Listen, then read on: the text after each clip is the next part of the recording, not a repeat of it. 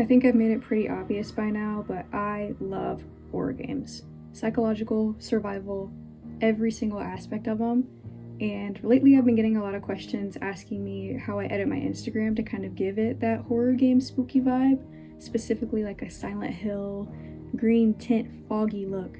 And I decided that it would be easier for everyone if I just went through how I did it for a YouTube video. But before I start, just as a disclaimer, I do lower the exposure for pretty much every picture that I take, so kind of take that into consideration as I go through pretty much my entire process.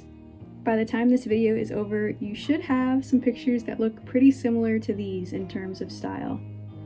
I was going to talk to the camera for this, but I'm having literally the worst skin of my life. I don't know if it's stress or what, but enjoy my random Mercenaries gameplay instead. It's probably more entertaining anyway. Alright, so I use 3 apps in total to edit my pictures. I have 2 that kind of add filters and cool effects, and then I have 1 that I use to actually plan my feed. I've been using Prequel for quite some time now. This is the picture that we're going to be working with for this one. So in Prequel, you have a lot of filter options. The first thing I do is I go into the blogging section and filters, and I select the filter called Black 1. And you're going to see me go through here and make a lot of adjustments to each thing that I use, but do not be afraid. I'm going to put a picture of all of my settings at the end of this. That way you can screenshot them and save them for your reference. So once I add Black 1, I go into the effects section on Prequel, and there is a filter there called Lomography 1. Now this one looks completely different than what you think it would look like, but it's because I go through and pretty much remove most of the stuff. So take away the filter, keep the blur, but get rid of the leaks, and then if you want to, you can get rid of the texture as well, which is what I do, but you can also keep it if you want. It just depends on your personal preference. So once you have that slight blur is when you can really go in and have fun and add your green tint and your temperature and lower the saturation as well. This part is kind of where it all comes together. Sometimes I also go in and turn down the brightness depending on the atmosphere, like where I took the picture and how the lighting looks. For this one I did lower it just a little bit, but it just depends on the photo. But when you're done, it should look something like this.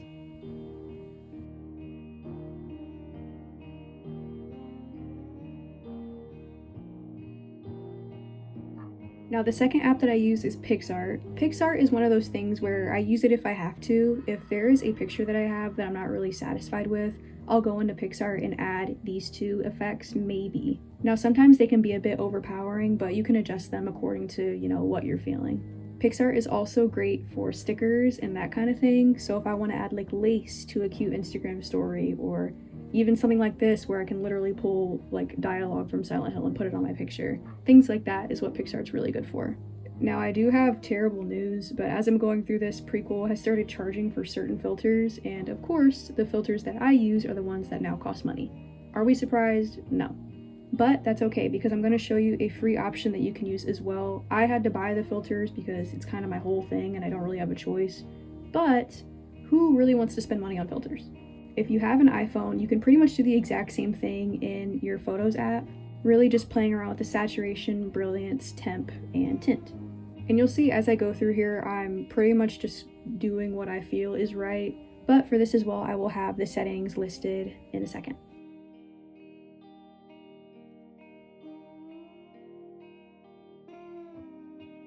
Now to plan my feed. My feed is not magically aesthetic. I do use a feed planner, and I've been using Preview for probably around 4 years now, but it's a great app. I'm able to rearrange anything I want. I can see what looks good and what doesn't, and it also helps me kind of schedule out things as well.